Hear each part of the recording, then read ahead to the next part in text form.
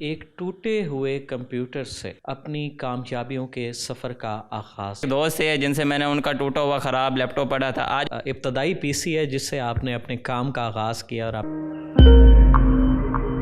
अस्सलाम वालेकुम नाज़रीन, AWC डिजिटल मीडिया के साथ मैं हूं मोहम्मद इमरान जाफ़िर। नाज़रीन, आज मैं आपकी मुलाकात एक ऐसे बासलाहियत नौजवान के साथ करवाऊंगा जिन्होंने एक टूटे हुए कंप्यूटर से अपनी कामयाबियों के सफ़र का आगाज़ किया और आज 1 साल के अंदर वो एक अपनी ही ई-कॉमर्स कंपनी के मालिक हैं और बहुत सारी ऐसी जिद्दतें पाकिस्तान में ई-कॉमर्स में लाने के ख़्वाह हैं और उस पर काम भी कर रहे हैं जिससे हमारे नौजवानों को एक बाइज़्ज़त रोज़गार मिल सके। तो हमारे साथ मौजूद हैं अहमद हमज़ा, इनसे गुफ्तगू का आगाज़ करते हैं। अस्सलाम वालेकुम। वालेकुम अस्सलाम। कैसे हैं आप? ठीक, आप सुनाएं। अल्लाह का शुक्र। अहमद हमज़ा, ये बताइएगा कि आपके सफ़र का आगाज़ कहाँ से होता है और किस तरह से किन मराहिल को तय करके आप इस स्टेज पर पहुँचे?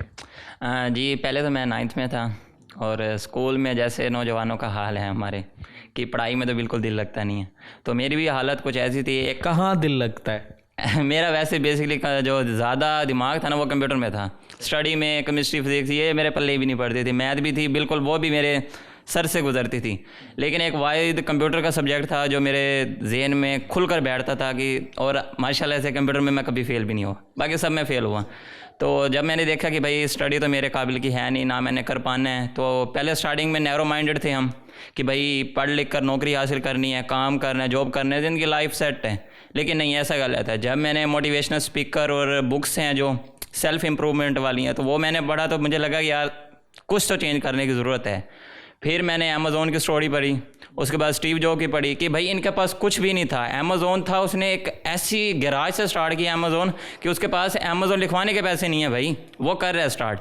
तो जब मैंने उसकी कंपनी को देखा, भाई $1 ट्रिलियन की कंपनी उसने खड़ी कर दी है। स्टीव जॉब की कंपनी को देखा, $2.7 ट्रिलियन की कंपनी उसकी खड़ी हुई है कि भाई इनके पास तो खुद का एक ऑफिस तक नहीं था, घर के गैराजों से इन्होंने अपनी कंपनी स्टार्टअप को स्टार्ट किया और आज ये दुनिया में जानी मानी और सबसे बड़ी कंपनीज बन गई हैं। तो मैंने कहा भाई हम भी कुछ कर सकते हैं।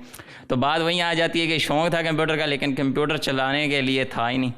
तो फिर मेरे एक दोस्त है जिनसे मैंने उनका टूटा हुआ ख़राब लैपटॉप पढ़ा था, आज भी वो मेरे साथ बिजनेस पार्टनर भी हैं, और उनसे मैंने वो लैपटॉप लिया, मैंने उसे खुद रिपेयर किया, फिर बनाया। टूटा हुआ लैपटॉप था लेकिन चलने के लायक बनाया, फिर उससे काम स्टार्ट किया। मेहनत करते रहे। स्टार्टिंग में हालत ये थी कि मेरे पास 100 रुपये पैकेज तक के नहीं होते थे, तो कभी भाइयों से 20-20 रुपये मांग के इकट्ठा किया, तो 100 रुपये के साथ वो मुल्तान धमाल वाला पैकेज लगता था, तो वो लगा कर हम अपना काम स्टार्ट करते थे।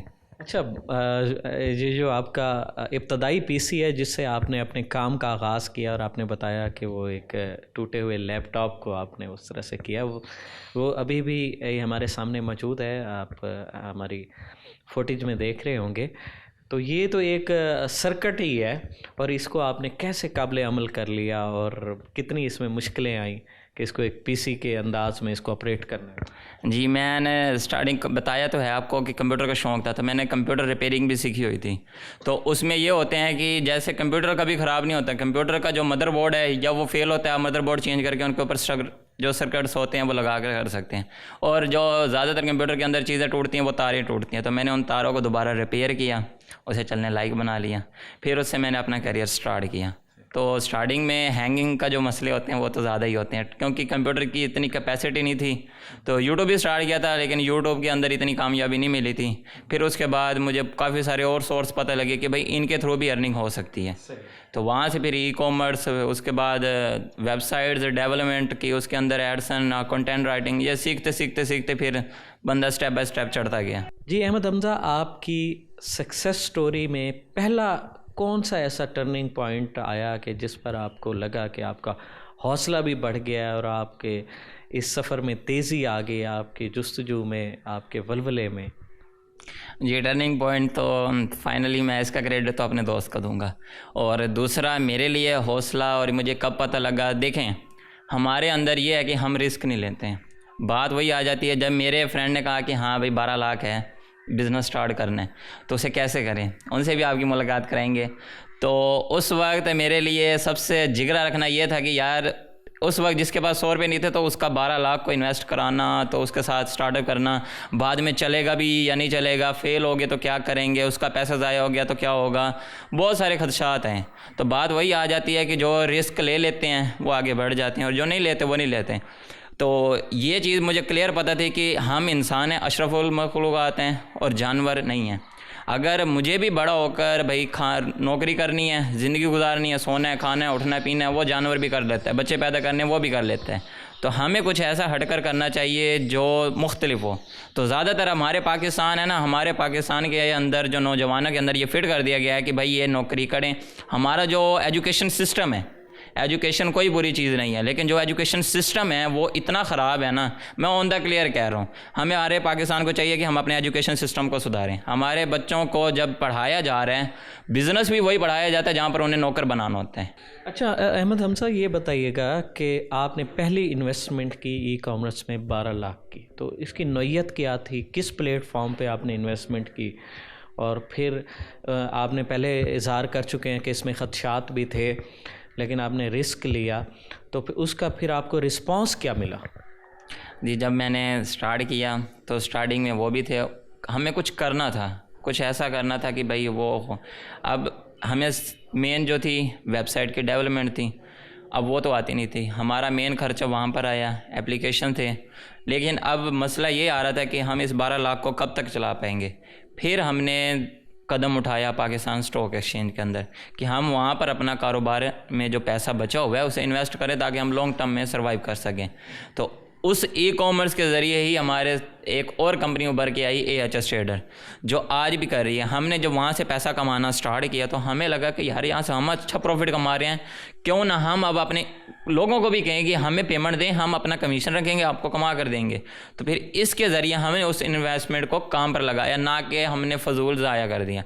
अब उससे क्या हो रहा था, हमारी इन्वेस्टमेंट खड़ी है, ओरिजिनल प्रॉफिट आ रहा था, तो उससे हम काफ़ी सारी चीज़ें मैनेज कर रहे थे। ये बताएं कि कारोबार का आगाज़ आपका 12 लाख से होता है, ठीक है। इस वक्त 1 साल के अंदर या ये जो वक्त आपका कह लें जद्दोजहद का आपका वक्त गुजरा है, इसमें अब आप कहाँ पर खड़े हैं? आपकी कंपनी के असासे क्या है?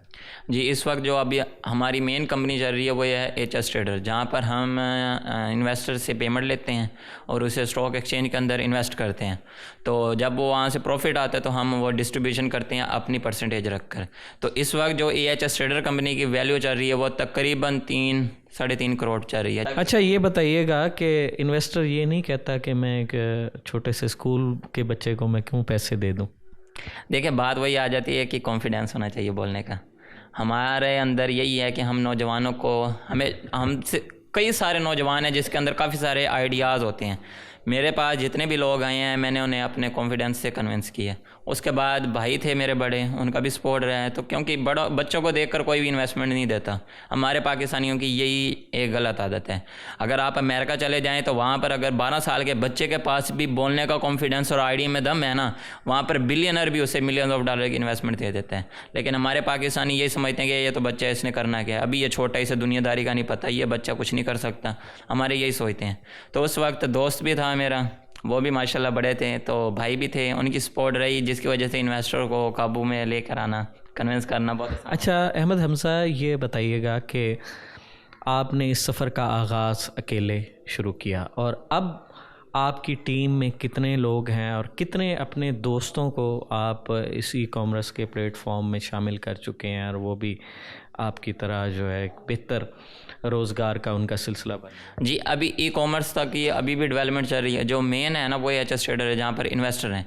अगर हमारी टीम मेंबर देखा जाए तो वो 10 से 12 हैं, और इस वक्त अगर हमारे इन्वेस्टर देखे जाएँ तो वो 250-300 इन्वेस्टर हैं हमारे, जो जिन्होंने हमारी कंपनी में इन्वेस्टमेंट की हुई है और वो अच्छा प्रॉफिट भी कमा रहे हैं। अच्छा, ये बताइएगा कि आपने जैसे कि अभी बताया कि ई कॉमर्स के हवाले से आपके कुछ प्रोजेक्ट डेवलपमेंट के प्रोसेस में हैं, तो कौन से प्रोजेक्ट हैं और उनके ज़रिए आप ई कॉमर्स में किस तरह से पार्टिसिपेट करना चाहते हैं? देखें, अब ई कॉमर्स को लाने का पहले मेन बेसिक मकसद ये है कि हमारे अंदर, अगर दराज को देखा जाए ना, दराज की बहुत ज़्यादा शिकायत आती हैं। अब दराज का दूसरा क्या है, डिलीवरी सिस्टम बहुत स्लो है। तो हमारा जो मेन मकसद था वो डिलीवरी सिस्टम फास्ट था और हाई क्वालिटी प्रोडक्ट है। दूसरी बात, अब ई कॉमर्स आगे जाकर इसका जो अब वैल्यूएशन है वो $6 ट्रिलियन की है, लेकिन 2025 में ये 12 ट्रिलियन होने वाला है, मतलब 50 गुना ये बढ़ने वाला है। तो इस चीज़ को मद्देनज़र रखते हुए, एक तो भाई पाकिस्तान का जो दराज है वो भी पाकिस्तान का अपना नहीं, वो अलीबाबा ग्रुप का है। तो कल कर अगर दराज चला जाता है पाकिस्तान से, तो पाकिस्तान का अपना ई कॉमर्स प्लेटफॉर्म भी नहीं है, पाकिस्तान बहुत पीछे रह जाएगा दुनिया से। तो एक मकसद ये है इसे लेकर आने का। दूसरा, हमारे जो यूथ है वो वही खाता आ जाता है ना कि बड़ी गाड़ी लगी हुई देखी लोगों की, और लोगों ने अपने 50-50 हज़ार के कोर्स भेजे और उनके पीछे दुम दमाते भाग गए। भागते ये कोर्स सीखने की लालच में नहीं के लिए, इसने ये कोर्स सीख कर इसने गाड़ी लिया, मैं भी लूँगा, ये खाता नहीं। अब शॉपिफाई का इतना ट्रेंड मचा हुआ है यूट्यूब टिकटॉक के ऊपर, शॉपिफाई कुछ भी नहीं है। शॉपिफाई के ऊपर आप अपनी वेबसाइट बनाते हो खुद ही, ठीक है, वो आपको एक थीम प्रोवाइड कर देते हैं, उसके बाद होस्टिंग प्लेटफॉर्म है वो, तो आप वही बेसिक अपनी इंडिविजुअल बना लो, शॉपिफाई करने की ज़रूरत क्या है। तो उसके बाद डार्क साइड कोई नहीं बताता, हर कोई इसको ओपन तो बता रहा है, डार्क साइड ये नहीं बता रहा भाई। रिफंड का मसले आएंगे, काफ़ी सारे रिफंड होते हैं, TCS कराएंगे, डिलीवरी सिस्टम अपना है नहीं, उसके बाद आपको $65 पर मंथ भी पे करने होंगे। इससे अच्छा बंदा यही है कि साल की होस्टिंग अलहदा ले ले, डोमेन ले ले, जहाँ पर टोटल खर्चा $30 का आ रहा है, $65 भरने की ज़रूरत ही नहीं है। तो हमारा जो पाकिस्तान के सेलर है ना, तो अभी हम सिटी टू सिटी कवर करेंगे ताकि हम डिलीवरी सिस्टम को जितना हो सके फास्ट कर सकें। तो सेलर को हम अपने प्लेटफॉर्म पे लेकर आना चाहते हैं, जहाँ पर वो सेलरों को आसानी से इजी टू कस्टमाइज डैशबोर्ड मिले, जहाँ पर वो सेलिंग कर सकें, और पाकिस्तान के अंदर ऑनलाइन डिलीवरी, ऑनलाइन शॉपिंग का जो रुझान है वो बढ़ सके। हमारे पाकिस्तान के अंदर 10% लोग ऑनलाइन चीज़ बाय करना पसंद करते हैं, 90% लोग करना ही नहीं पसंद करते। बहुत शुक्रिया अहमद हमज़ा, आपसे बड़ी सेर हासिल गुफ्तगू हुई ई कॉमर्स के हवाले से। नाज़रीन, अहमद हमज़ा हमारे मुआशरे का, हमारे नौजवानों का एक मस्बत चेहरा है, जिन्होंने 2 चीज़ें साबित की। सबसे पहले इन्होंने ये साबित किया कि किसी भी कारोबार के आगाज़ के लिए आपको कोई बहुत बड़े सरमाए की ज़रूरत नहीं है, आपको एक सिस्टम लाने की ज़रूरत है। और दूसरी, इन्होंने ये चीज़ जो साबित की कि रातों रात कामयाबी का कोई शॉर्टकट नहीं है, इसके लिए खुलूस नीयत से मेहनत की ज़रूरत है। तो ये पुरअज़्म है एक ऐसा ई कॉमर्स सिस्टम लाने में पाकिस्तान में, जो पाकिस्तान का अपना हो और पाकिस्तान के बहुत सारे नौजवानों को उससे रोज़गार भी मिले, और एक ऐसा ट्रस्टेड प्लेटफॉर्म हो जिसके ज़रिए जो उसके क्लाइंट भी हैं वो बेफ़िक्र होकर अपनी ख़रीदारी कर सकें। तो ज़रूरत इस अमर की है कि ऐसे नौजवानों को इनके रास्ते में आने वाली मुश्किलों को दूर किया जाए, इनकी मुनासिब सरपरस्ती की जाए, ताकि ये मुल्क की तामीर व तरक्की में अपना मस्बत किरदार अदा कर सकें। तो मज़ीद ऐसी मुफीद मालूमाती और दिलचस्प वीडियोज़ के लिए जुड़े रहिए AWC डिजिटल मीडिया के साथ। अपने मेज़बान मोहम्मद इमरान जाफ़िर को दीजिए इजाज़त। अल्लाह निगहबान।